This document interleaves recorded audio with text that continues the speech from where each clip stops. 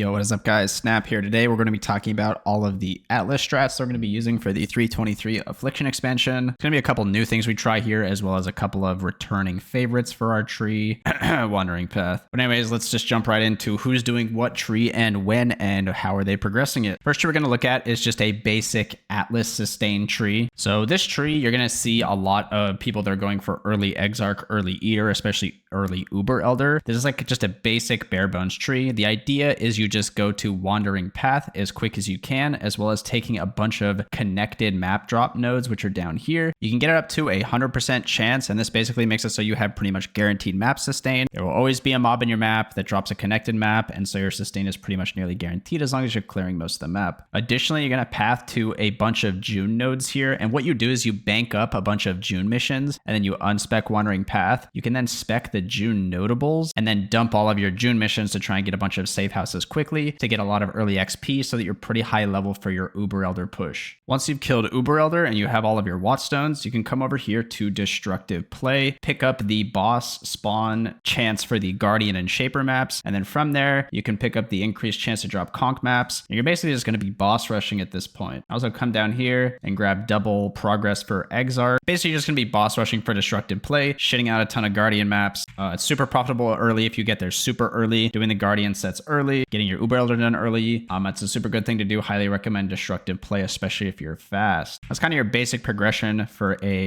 Atlas pusher for a group. You just kind of want to go full sustain with Wandering Path, get a bunch of June missions banked up, dump all the June missions to get a bunch of safe houses, farm up the safe houses for XP, and then go Destructive Play and farm Guardians. We're going to have two people running this tree. Our two main Atlas pushers are going to be just pushing Wandering Path just for hard map sustain. And then separate from that, we have a 3-man team, which is usually equipping MF gear, which also has the Ore Bot and the Curse Bot. And they stay in low tier maps to do Essence and Meticulous. The next tree looks a little bit something like this. The basics is just to rush 7th Gate, get all the Keystones, get all the Essence stuff online as quick as possible so that you can start farming Essences in really low tier maps. If you're unaware, Essences don't benefit from being in a high tier map. So this group can benefit by bringing all those Essences down to just a tier 1 map so you can clear them super quick. And because you're in a 6-man party, you're not gimping yourself staying in low tier maps because you have somebody else doing the progression for you. So this 3-man team can afford to stay in low tier maps, do easy Essences, and just print money that way. As if you've ever tried to do Essence early, especially on red tier maps on a League Start build, like the first day or two, it's a little bit rough. But if you're doing it in a white map, it's definitely more doable. So yeah, you just get Essence up as soon as possible. You take Meticulous Appraiser as well as the top hat here and all the quant nodes when you have enough points. And this just helps with a bunch of uniques early. Generally, like even T3, T4 uniques can be worth just a lot of money, especially if you get them super early on the first day. And you're just basically chaining Essences and doing Meticulous Appraiser, trying to get triple map boss maps if possible, as the triple map boss with Meticulous Appraiser gives you a ton of base quantity that you can leverage when you're MFing, and that's kind of the basics of that strat. We do have a third pusher here, which is going to be running an Ultimatum tree. So the two main Atlas pushers are going Wandering Path for hard map sustain, and the third pusher is kind of running an Ultimatum tree because he can finish off the low tier completions, round off the low tiers, as well as maybe some of the unique maps, and then also run Ultimatum at the same time. The idea behind this tree is to just spam all the Ultimatum nodes so you get the reward dupe, you get the more chance for it to be a defeat the waves of enemies instead of the survival or the stone circles. On top of that, you're taking Stream of Consciousness as well as all of the blocks besides Ultimatum here. And with everything together, you're going to have a 75% chance to spawn an Ultimatum. And the idea behind this tree is to try and spawn as many of the kill waves of enemy ultimatums as possible. The reason being is you can scout these, and then once you see them, you can call in your whole party to come in and reap the rewards of them. The kill the waves of enemy ultimatums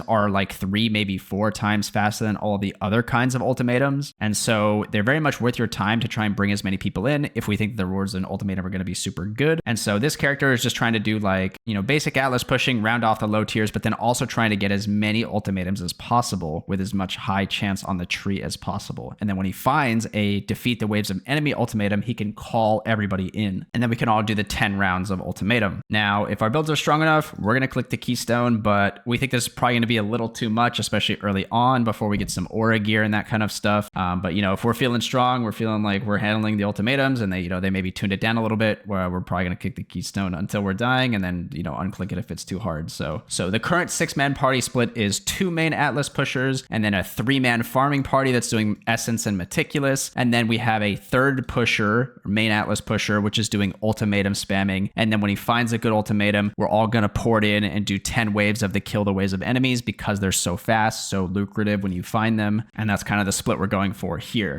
If the ultimatum rewards are just super trash and not worth doing, which we'll probably figure out pretty quick on league start, the other alternative is for the farming party here that's running the Essence and Meticulous tree here to instead go for Ruckus. The Essence plus Meticulous Appraiser tree here has a lack of Ruckus here just because it is a lot of points to get all of the Ruckus stuff here. You see we're pushing like, 87, 90 points, like that kind of thing. It's a lot for a starter tree here. And you kind of want to get these early strats online as quickly as possible. You don't want to be waiting until you're 90 points to fully finish it. But if ultimatums are bad, you definitely want to kind of lean into Ruckus a little bit more. And so that's just one option if it's bad. So those are the 3 progression trees that we're going to be doing. Basically, you're using these 3 trees until you're fully done with the Atlas. And once the whole Atlas is completed, you have all of your stones, we have all of the points and all of the gear together. We're going to be running one of 2 endgame trees. There's 2 options for you. One of them is an 8-mod wandering path, which uses boxes and ghosts with deli mirrors. And the other one is an abyss focus tree, which is boxes and abyss that uses 5 orbs.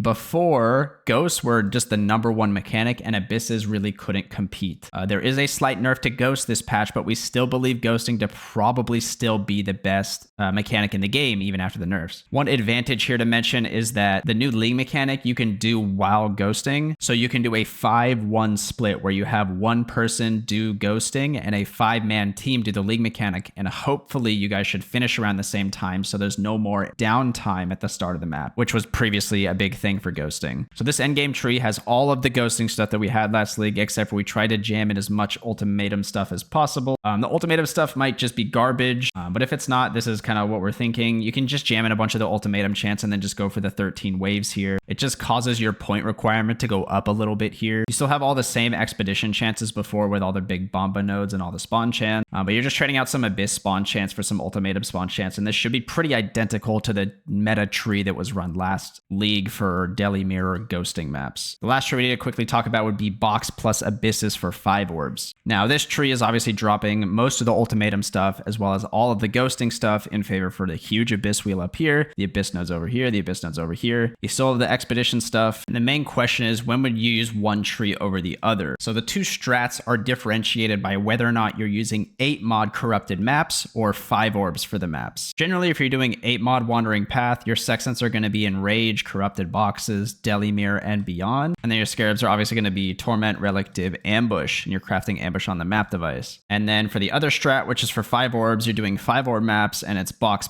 abyss, beyond, and then it's abyss, relic, div, ambush. I think the main determining factor this league we're going to be looking at is going to be how good the league mechanic is and how does it interact with stuff like boxes and abyss. It could be very well possible that the league mechanic doesn't go and infect the strongbox mobs because they're generated on post map load. And so in that case, it might be worse to try and put ghosts on the map because it's not going to be multiplying against all of those mobs. Whereas if you were to have something like abyss on the map, the league mechanic is adding a bunch of quant to the abyss mobs. And so that could be a higher multiplier overall. But I think in general, I think the strat with ghosts is going to edge out the abyss trees here. The abyss maps just take a little bit longer to run. They're harder to buy equipment for because you need 5 orbs for every single map that you run. The deli mirror one, you just kind of corrupt for 8-mod and you're good to go. But yeah, we're probably going to be leaning towards doing 8-mod wandering path with boxes and ghosts just because of how time efficient it is, especially with the new league mechanic reducing the downtime of ghosting. And the 30% nerf to ghosting I don't think is going to be as big of a deal as people think it is, just because ghosting was so much better than everything else in the game. I don't think the 30% nerf that they gave ghosts is going to be a big deal. Anyways, that should be all of the strats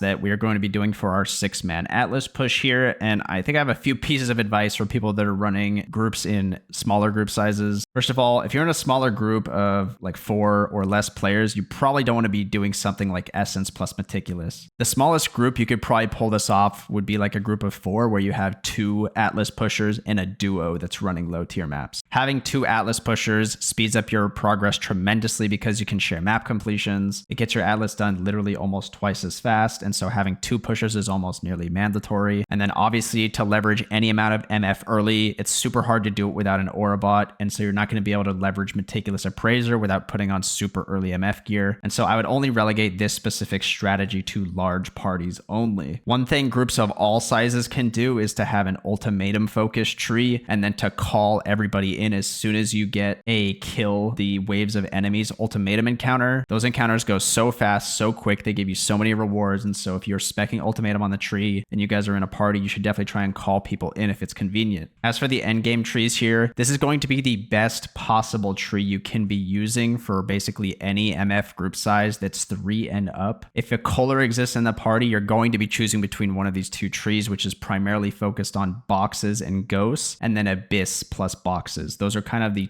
2 meta strats that are competing right now, and nothing else really comes close. If you're in a duo, there's honestly probably better activities to be doing. You can MF using these same strats, but you're going to be competing with groups for a lot of the supplies and that kind of thing. Generally doing like early bossing, especially with an Aura bot, or even looking into stuff like 5 ways is going to net you a lot more money if you're in a duo. I would definitely look into doing stuff like 5 ways if you're truly looking to maximize your duo earnings potential. But yeah, I think that covers all of the meta strategies for high-end MFing in the 323 expansion. We didn't see too much of a shakeup in the Magic Find meta here. Basically, Abyss is a little bit more viable, and if you don't feel like ghosting, you probably don't need to. Abyss has definitely closed the gap a little bit here, but I think with the existence of the League mechanic creating downtime at the start of the map, I do think that ghosting, even with a nerf, is going to be less of a time sink than it was before because you can do them simultaneously. And I think that's going to be the big contributing factor here to trying to lean more towards ghosts. But yeah, if you guys have any questions, you can always leave in the comments. I'll be happy to answer anything you guys might have. And once again, I'm Snap, and thanks for watching.